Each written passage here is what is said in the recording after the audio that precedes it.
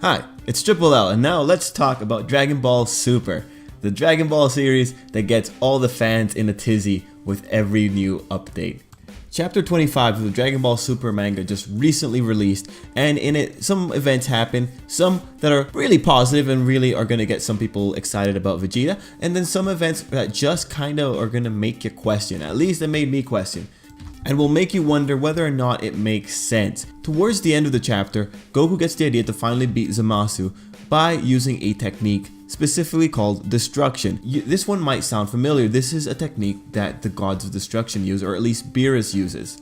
Right before Goku uses it, he acknowledges this by mentioning Beerus, and then he actually pulls it off. But does this make sense? Does it make sense that Goku can use a god of destruction technique that just flat out destroys a target, pretty much makes it so that they never exist, they don't go to another world for all we know? Does that make sense? Most would say no.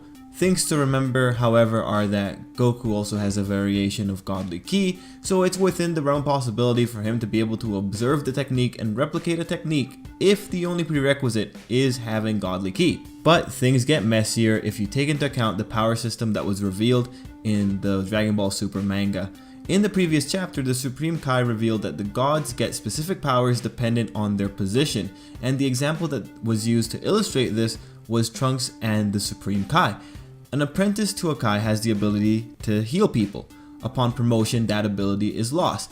That was the problem that was presented within that chapter. The Supreme Kai lamented that he did not have the ability, that he had lost it, and Trunks answered that he was an apprentice, and so they were able to deduce that he had to have had it. So in this instance, we have a case of power being given by an outside factor, that being the character's position. Now back to the Goku issue. The problem here could be that fans thought that destruction was a move that was exclusive to the gods of destruction.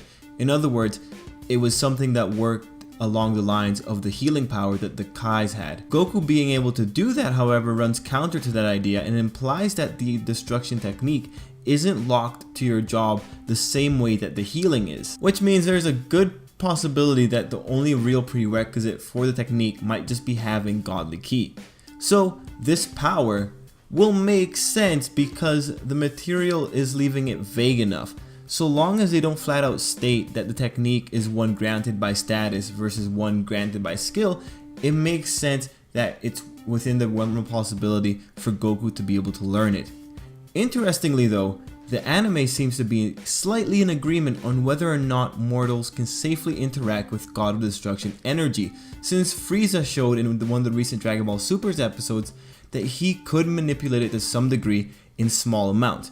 So it seems that if you're strong enough, that if you're approaching the tier where the gods of destruction reside, you can probably handle the techniques of a god of destruction's arsenal.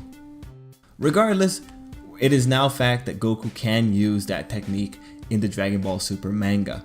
Whether or not that's a good thing, it'll really depend on what type of Dragon Ball Super fan you are, but I think as long as no one contradicts it, as long as no one flat out says that that technique is something that only gods of destructions can do in the manga, it should all be fine.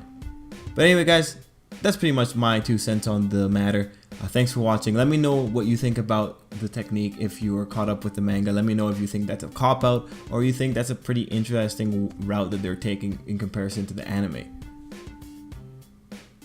But yeah, thanks for watching. Until next time, I hope you have a great day.